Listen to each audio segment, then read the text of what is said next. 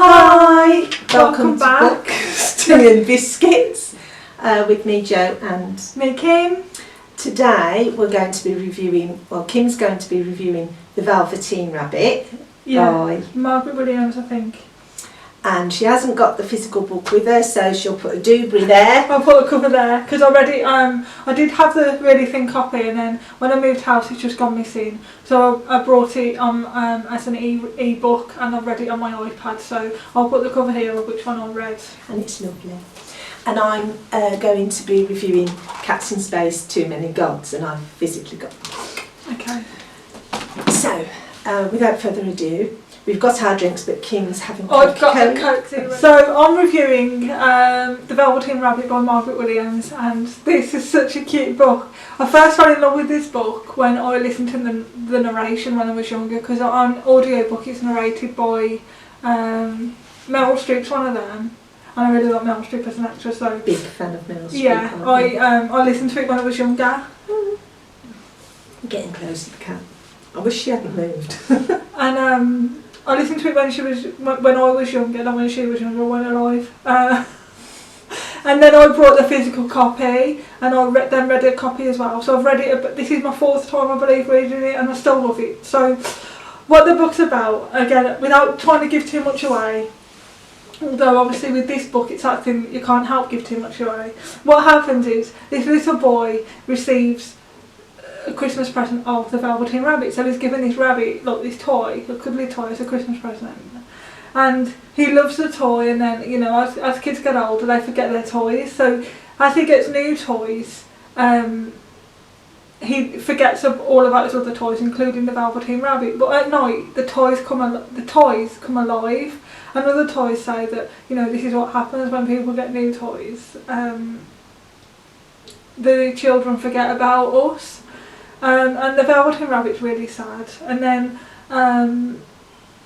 one part in the book, the boy gets sick and he's lost his other toys. So his nan, or his like the nanny, gives him the Velveteen Rabbit to sleep with, and when the boy wakes up he falls in love again with the Velveteen Rabbit. But over time he becomes shabbier and shabbier, and he's looking more worn, let's say, like wear and tear. And this makes the Velveteen Rabbit sad again, because he doesn't look how he used to look, and he sheds a proper tear, even though go back a little bit, when he's in the garden, other rabbits say, you don't look like a real rabbit, you're not a real rabbit. So he sheds a tear, sheds a real tear, and then it drops on the floor, and where the tear drops, a flower grows, and a fairy comes out of the flower and says, I will make you a real rabbit. And she takes him into the woods, she gives him a kiss, and turns him into a real rabbit. So he goes back to visit this boy every birthday or every Christmas, I believe, and the boy's older now, and he looks at the rabbit and he notices a resemblance between this rabbit and the Velveteen Rabbit that he had as a little boy, and like falls in love with him all over again. And I just think it's so cute, and obviously it's only a really short story. I read it in about 30 minutes, but it was really, really good, and I loved it, and I'm like, oh, that's what happens, you know. And when I was younger, I used to think that, you know, toys could talk, and that they were real, and they had a mind of their own, and overnight you don't know what's going to happen, like kind of like Toy Story. But yeah, I really loved it. 5 out of 5 for me for that one, just for a little short one. When we were younger, my mum used to tell us a story that every Christmas the toys would come alive, and they'd have a Christmas party, and the fairy on the tree would come alive and all that, and I used to sleepwalk, and Mum and Dad were downstairs and I came down the stairs sleepwalking, and apparently I went up to the tree and I went, well, where's this party then? Because I believed that they were having a party without me. Trust you to do that, Jo. All ready for your graduates, weren't you? So yeah, I really loved it. I brought my copy from the works. It was about £2, and I can't wait to have a physical copy. Yeah, I've got to have another read of that. It's been years and years and Yeah. years since I've read that. So The rabbit yeah, comes I've got to alive, read the that Velveteen again. rabbit. Oh. So yeah, I can't wait to get another one. I'll read it again, and hopefully I can read it to my nephews in a couple of years when they're a little bit older to understand Yeah. stories like that. Because I love toys as well, and I've got too many, but I can't wait to read them the story because they love reading before bed, so I'll read that to them. Lovely. Okay, Oh, that's so what are you nice. going to do now, Jo? I'm going to finally review Cats in Space. Too Many Gods. This is the book of the album Too Many Gods, and we'll just hear a little bit of the song Too Many Gods.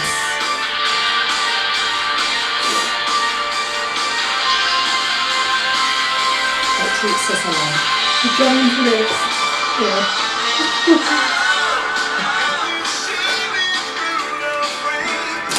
Turn it down just a bit. That's it. The band, 6 with an honorary 7. The songs on the album Too Many Gods were written by Greg Hart and Mick Wilson. Mick Wilson, some of you will know, is from 10cc. Greg Hart wanted a project. He decided on doing a project, so he wrote some songs, and there were some songs that he'd done back in 2011, I believe. He'd started them, and he wanted to do an album. It was literally a project. Nobody realised what he got, and then when he got these people on board, you don't know how he met them all, which isn't important. They were all like-minded. They'd all got the same vision. They all got the same love of music, and especially the 70s, because these guys sound very much like rockers of the 70s. They are all of a similar age. They've all got loads of experience.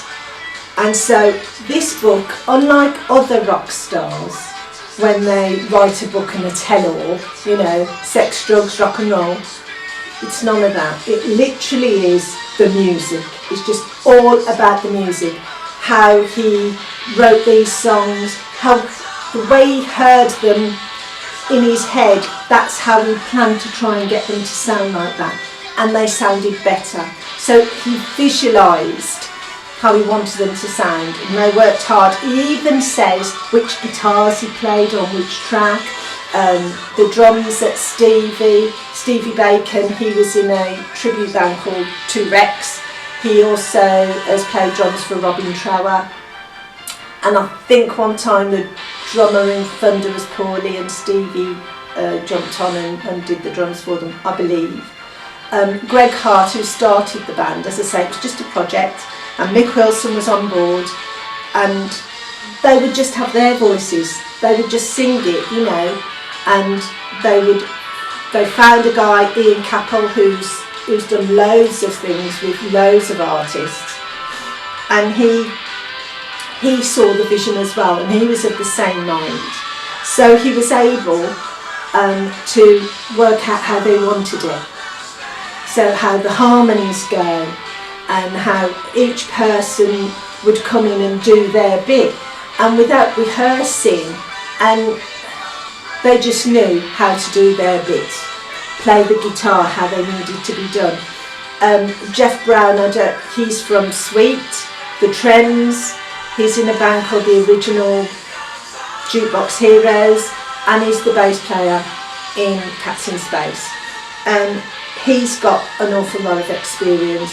His bass playing is amazing. It's awesome. They've all got this fantastic musical talent, and they've all got the love for the musical. The 70s, Queen, ELO. And although it's none of their music, they write all their own stuff. Every different song on the album is talked about. Mr. Heartache, how they got that, how they managed to get it to sound how he wanted it to sound in his head, because when you write music you must have an idea how you want it to sound when it's released. And that's how he viewed Mr. Heartache, and he'd listen in his, I presume he'd listen in his head, I don't know, and I'm sorry Greg if that's not how you did it, but he does tell you in the book how he did it, what guitars he played, the harmonies, how they worked out the harmonies, how they did the harmonies, complex, you know, to make it sound a lot. They even got loads of people on board. Mike Moran, who everybody knows Mike Moran. Yes, I do have to put these on again. Okay, this is charting the complete journey of Too Many Gods, the first album by Cats in Space. This is the first in a series of books that invites you to come behind the curtain and join us deep inside the spaceship vaults. Inside we reveal the stories behind the writing and production of the whole album, including never before seen photographs and sketches, plus the sheet music to accompany each of the songs that created this debut album and started a sensation. And they have. Andy Stewart's painstakingly done all the sheet music to every single song. When they decided on what songs were going on there was one song they wanted to go on there called Scandalous, but with vinyl, because their records are vinyl as well as CD, you're limited. And Dino, and I think it was Ian Cackle, wanted Only in Vegas on there. And there was a vote on that one, and it's a brilliant song, and it's got a great hook and a great video to it. But what I do love about this is it literally is all about the music. There is no egos in this, no egos at all. The guys have their own little say. You've got the normal writing, and when one of them is talking, it's slightly different. I'll find the one where Stevie, because I think he's the first one who comes and says his little bit. Oh, and you've got all these, which you've never seen before, rough drawings of how they wanted the logo and that. And, you know, it'll say who's talking. Most of it's Greg, because, you know, he did the book with the guys. But you've got little bits where somebody else, I haven't got my glasses on again, where one of the other guys will talk about something and it will say their names, Stevie Bacon, Jeff Brown, Dean Howard, especially about Vegas. But the one song that really, really is an anthem, and that's this one, Greatest Story Never Told. Get the book. You will, I think there's a few left on their website, which is www.catsinspace.co.uk. They're touring at the moment. And they'll be touring again in September. The tour for this month has already started, and they'll have a break August, and then they start again in September, and they're even going to Scotland. So if you get the chance, guys, and you like the 70s stuff, and you like the 70s rock, and you like Sweet, ELO, Queen, Journey, Supertramp, then go for these guys. They write their own music, and they've got their own sound. Cats in Space. Too Many Gods, Destination Unknown. Sounds interesting. Thank you for that, Jo. Hope you like the music, guys. So hi, Cats in Space, by the way. Jo hopes you like that review. I'm sure she's going to put this on the...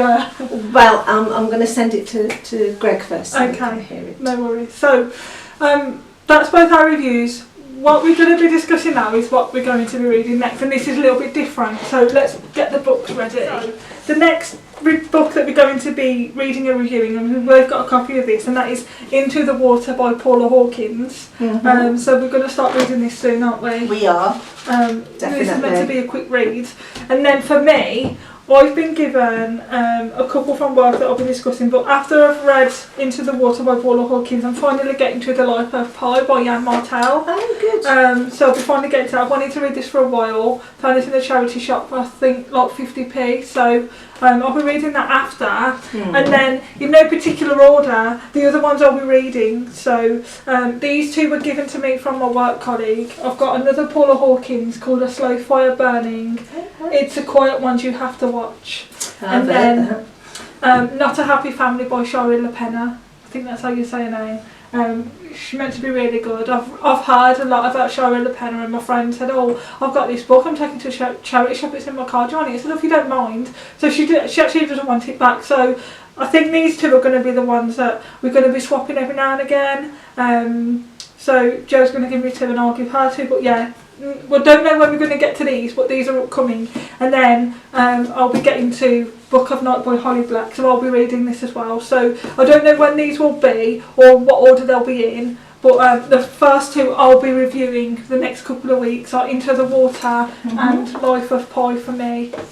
I haven't collated all the books that I'm going to be reading because they're all in storage at the moment, sadly, but I will be getting them out. Obviously Into the Water. Can't wait to read this. Yeah, is the one. I'm also going to be reading She'll Put a Dewberry There, and that's The Firebrand by Marion Zimmerman Bradley, and reading again Mists of Avalon by the same authoress. I'm also going to be reading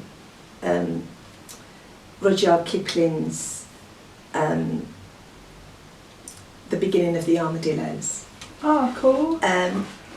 We had that read to us when we were kids, and my dad used to read it, and he used to put on a fantastic voice, and it's a book that we've always liked. And what I like about it is every story, at the end of every story there is a poem to do with each story. So I'm going to be reading that and reviewing that at a later date. Also I will be reviewing, which I've already read as you know,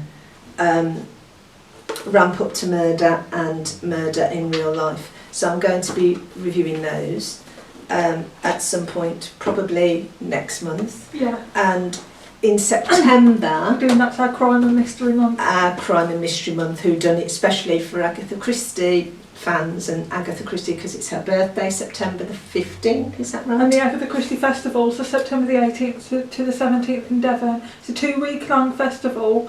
We might be going, we might not, we don't know, it depends on the accommodation situation, but we're looking at, even if we go for one day, it's better than nothing, but we'll let you know.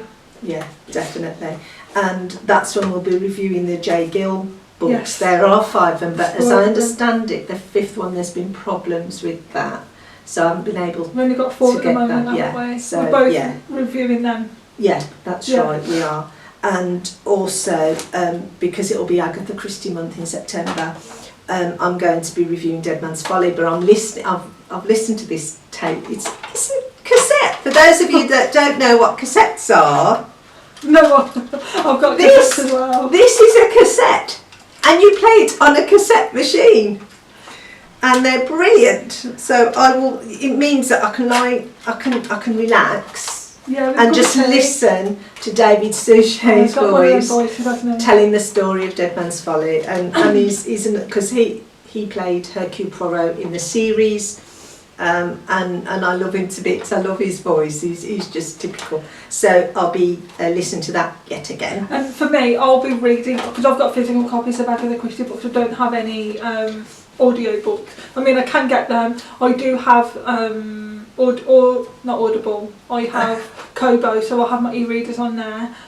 So if I wanted any, like if I'm driving anywhere and I wanted any that I don't have, because I think I've got The Murder in the Library, the ABC Murders, Dead Man's Folly, The Murder of Roger Ackroyd. Roger Ackroyd, yeah, and have I said The Body in the Library? Yes. Yes. The Murder on the Orient Express. They're the only physical copies I've got. But what I want to do is start with Poirot and see where I get up, how many I can read, and then if I read all of them, I don't think I will be able to, but if I read all of them, I'll then start on Marple and Tommy and Tuppence and any others that she. Well, I've got some physical books. They were my mum's, because Mum loved Agatha Christie, and she, when I was ill, she used to read them to me. And she used to struggle with the Flemish, you know, when Hercule Poirot, she used to struggle with that, bless her, but she used to give it a go. So I've got my mum's copies, and I'll be reading them once I remember which one she's got. I think she's got ABC Murders as well, so we could both read that. Could, yeah. So that's what we're going to be doing up till September and including September, and then come September we'll tell you what we're doing in October. Yeah, so we've got some plans in the pipeline. So these are what I'll be reading and reviewing in the next few weeks and months, along with the J. Gill books and Agatha Christie. And Joe is going to lift the ones here: Firebrand, Mists of Babylon, Paula Hawkins' Into the Water, and any other book that I come across. Okay, cool. If I've got the time, which I probably will have under the circs.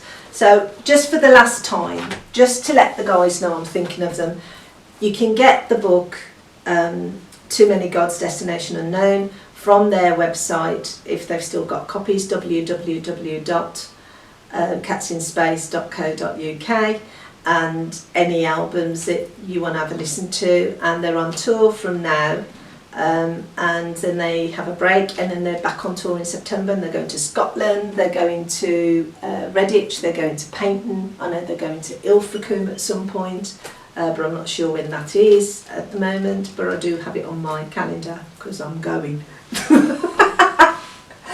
So guys, thanks for listening to our waffle. Please put within reason, nothing rude, underneath. Comments.